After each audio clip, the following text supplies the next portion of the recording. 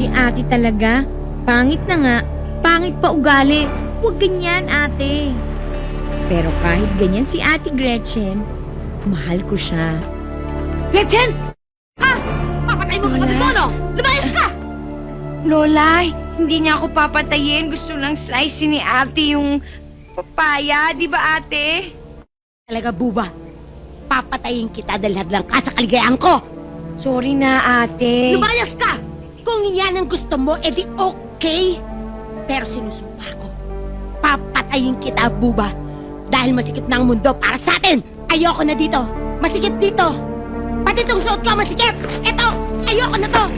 Ayoko na to. Ayoko na lahat. Lumayas ka, sabi. Alis na ako.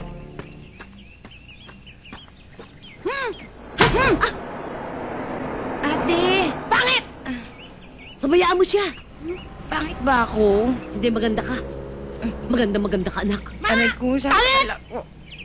Lola, nasasakal ako.